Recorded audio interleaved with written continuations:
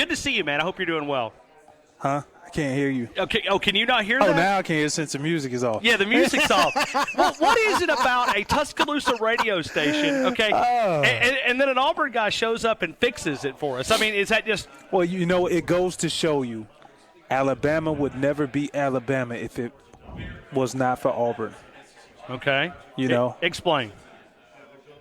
I mean, it's the biggest rivalry in the South. Not the oldest rivalry in the South, but the biggest. Okay. Which, in my mind, to be honest about it, me playing 15 years in the league, being in different locker rooms, guys from the West Coast look forward to seeing the Auburn-Alabama game. Sure they do, no doubt. And we don't disappoint when we come together. And so it's a good thing. It is a good thing. And even though my ears are aching right now with all of this, I can't even say it. It's all good, man. You know it's good. All right, but I want to get into the conversation. What are you doing here? I mean, talk about the event and talk about what you're promoting here. Well, I'm here. I'm a big fan of football. No doubt. Doesn't matter what level it is, but I'm actually here promoting my book, which is titled Behind the Mask. And I created my book.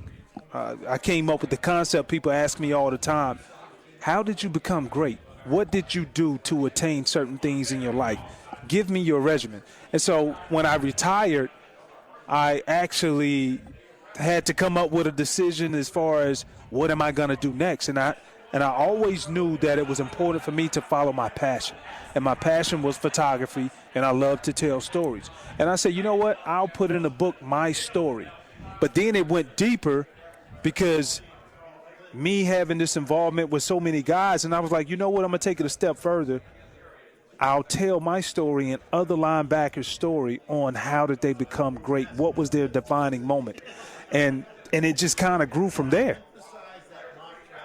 So as we look at this, let me ask you about maybe the direction of football from a linebacker perspective. I want to tie all this together. And are you pleased with the direction of football from a linebacker perspective? No.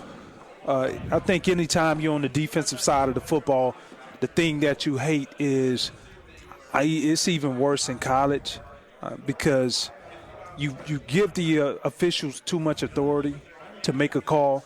But the thing that we're insensitive to is that they're human and they're going to make mistakes. And so, therefore, I don't think it's fair to give them that much responsibility to make the right call or their judgment call on whether or not a player should lead in a certain way. Some of it is straight reactionary, and that's what makes the game of football the way that it is because nothing is predetermined. You think you have an idea where the ball is going or you think you have an idea of what you can do on a certain play, but the beauty of the game is the reaction of what you get. And what fans and what drives the fans is the reaction of the players.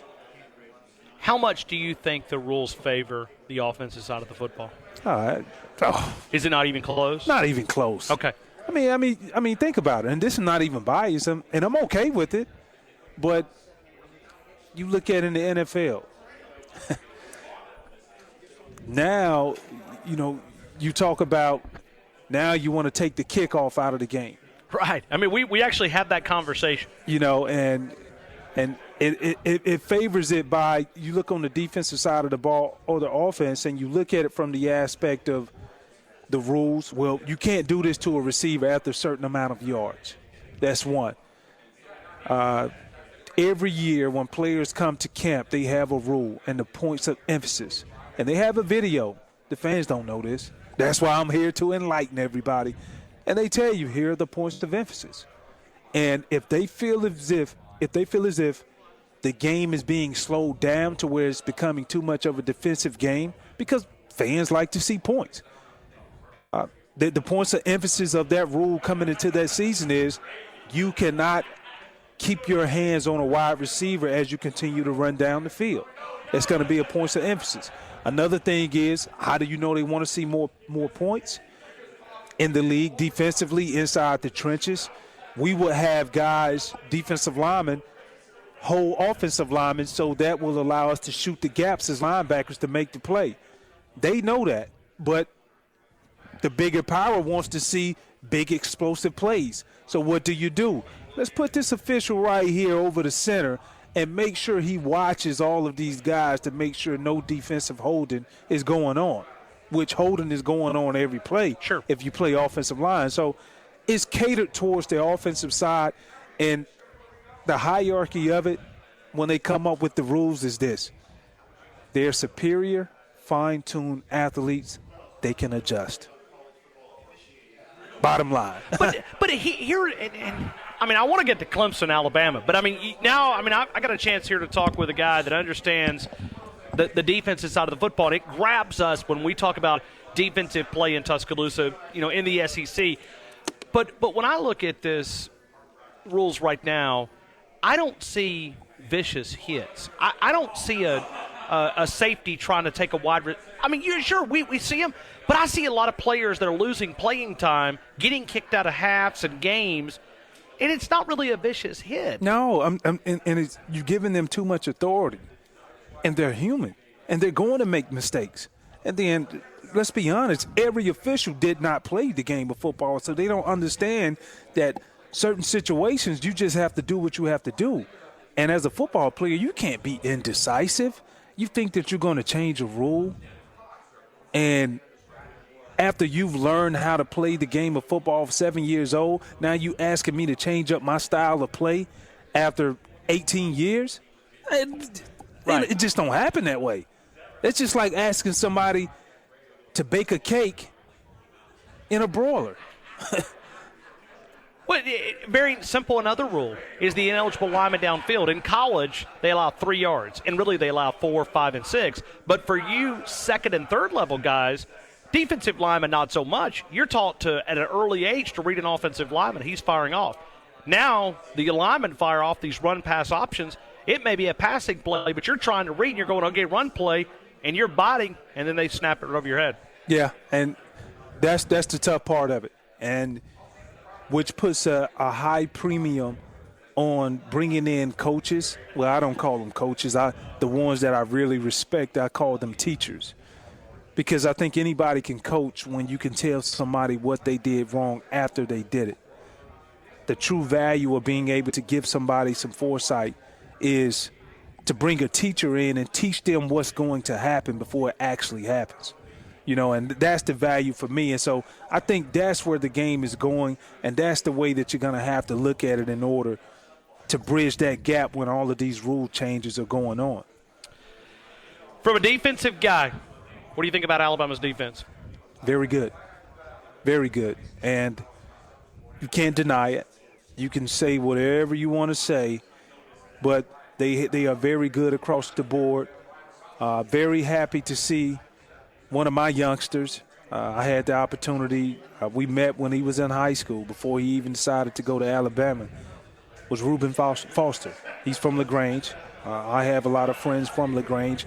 I know everybody from the state of Georgia. Sure. If you're a baller, I know you. Right. And well, Reuben Foster is definitely a baller, man. Yeah, and so Buckets Award winner, congratulations to him.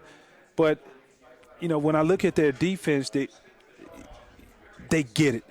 They're well coached. They understand what's expected of them. And they go out and they play consistent football. They don't do anything to kill themselves. And that's a big part of just playing at a high percentile rate of just 60%. It's just knowing exactly what you have to do. The other 40% or 30% you can chalk up to athletic ability. So leading into this game, Deshaun Watson, Nick Saban said he's the best college football player probably since Cam Newton. I mean, he compliments him in a high way. I had a chance to watch Deshaun Watson last year threading the needle in Arizona. As a defensive guy, what I've been told and talking to these players, even though they won the national title, Deshaun Watson embarrassed them. Yeah. What would it be like in a chance? Everybody talks about revenge from Clemson's perspective, but that defense gave up 40 points to Deshaun Watson last year, 400-plus yards of passing. What would it be like for a defensive guy getting a chance at Deshaun Watson again?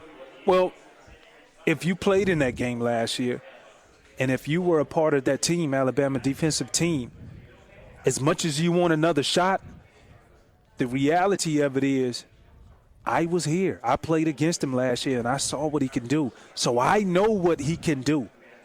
And the fear factor, what comes in, regardless of whatever you accomplished in the previous 11 games, is understanding that I can't allow this man to get on the roll, because if I do, then he's going to burn us for another 400 yards, and it could be even worse. And so, when I look at it overall, it's going to be a great game, great matchup. I like Clemson to come out and do some exotic things, because when you look at the history of Alabama up under Nick Saban defensively, they've only struggled. They struggled more with quarterbacks who have the ability to not only pass the ball effectively, but who can run. So it's the dual threats. And it's not that many out there quality dual threats, and Deshaun Watson is one of them. So what is it that Alabama can do to slow him down? You're not going to stop him. I mean, not an elite player like that. But what is it that those linebackers really – like maybe a Rashaan Evans, a guy that's also some ties back to the Auburn. His father played there. But, yeah. I mean, what do you have to do as a linebacker to sort of keep Deshaun Watson in check? Well, you have to understand your tendencies. And the tendency will come from the coach, which Coach Saban, he's a very good coach. I give him credit for that. And he'll tell them exactly what to expect. As a linebacker, any defensive guy, you have to be able to tackle in space. And when you're able to do that, that takes away from the big yardage. That takes away from the big explosive plays to where a 5-yard gain turns into a 40-yard gain, and then it turns into momentum. And when you have momentum, that's enough to drive a locomotive, the way that I look at it. And so that's where they're going to have to be great and take away the big explosive yardage plays. Who's going to win this game? I'm going to go with Clemson. And the reason why is Deshaun Watson, just because it's year 2 for him in this big game. And I just feel that offensive – I love Clemson defense. They have some faults at times. But I just think overall when you look at both teams are great. But I just think when you dissect it on both sides, when you look at Clemson defense, I love Brett Venables, their defensive coordinator. He's another good teacher. And I think when you look at it pound for pound, can they stop the run? Yeah, they can stop the run. But what's the X factor? I think it's going to boil down to the quarterbacks. And who has the better quarterback? Sure. We all know that. And I think if they can continue to stop the run on the defensive side from Clemson, then they will force Jalen to be able to drop back and pass. And then we haven't even talked about the offensive coordinator. You guys' offensive coordinator leaving, and now Sarkisian is coming in calling the plays. And I know it seems like it may not be a big deal, but I'll tell you this. If you've never had any involvement, any interaction with players, you got to be able to have some type of consistency calling plays. And that quarterback has to be in your mind even though you're not talking to each other.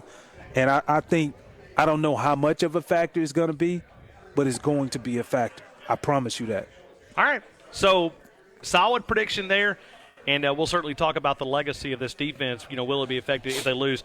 Tell me more. Tell me how we can get in contact with everything that you're doing here. Well, with my project, what I'm working on, Behind the Mask book, it's titled Behind the Mask, but you can pick it up go to the website www.behindthemaskbook.com, and you'll be very proud to know, all of the Tuscaloosa fans and the Alabama fans, everything, that I have one of the Alabama guys in the book, and he goes by the name of Cornelius Bennett. Wow. One of the greats. And his story is amazing on how did he become great. It all started when he was a youngster playing in the Thanksgiving Bowl with his uncles. He was a youngster, and he was able to go out there and make a few plays, and he realized at that point that was his defining moment, and that's when he took it seriously.